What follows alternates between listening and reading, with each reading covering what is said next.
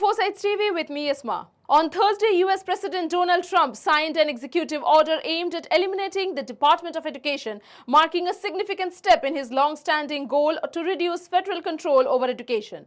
The move, which has been decades old, aimed to conservative factions in the US, seeks to return control of schools to individual states free from federal oversight. The order, signed during a special ceremony at the White House with school children present, aims to start the process of dismantling the Department of Education, a government body established in 1979. While the order cannot directly shut down the department without congressional approval, it opens the door for significant budget cuts and staff reductions that could drastically weaken its functionality.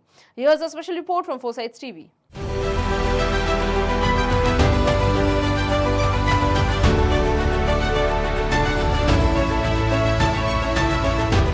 President Trump's executive order was signed as part of his broader push to overhaul the federal government, a project he is executing with the support of tech billionaire Elon Musk. The move follows Trump's long-held belief that the federal government's role in education should be minimized, with more power granted to state and local authorities. In his remarks, Trump declared that the federal education department was not beneficial, claiming, "We are going to shut it down and shut it down as quickly as possible," adding that education should be controlled by the states where it belongs. Despite the symbolic signing of the order, the actual dissolution of the Department of Education cannot occur without approval from Congress. However, the order's intent is clear. It allows for drastic cuts in funding and staffing, potentially crippling the department's ability to function as it has in the past. Education Secretary Linda McMahon, approved to oversee the closure processes, has already moved to reduce the department's staff by half. She and Trump have both framed the closure as a move to eliminate bureaucracy and return education dollar to states, emphasizing that federal oversight has stifled the educational system.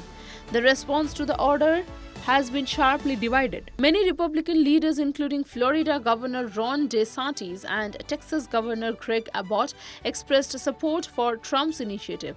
They argue that reducing the federal government's role in education will save money and improve educational standards, which they claim lag behind those of other nations like Europe and China. However, critics, including Senate Democrat Chuck Schumer and various educators, have condemned the decision as a tyrannical power grab.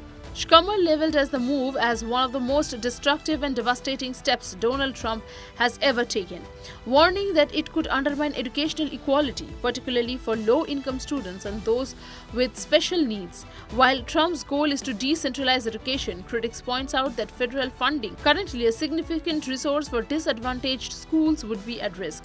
The federal government is also pivotal in enforcing civil rights protection for students, and removing or diminishing its role could jeopardize the safeguards.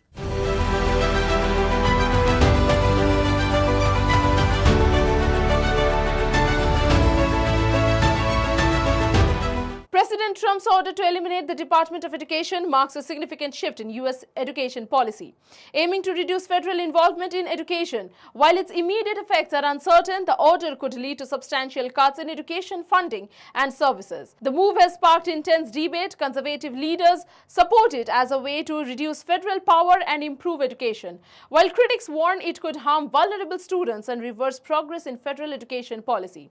The future of the Department of Education is now a contentious political issue.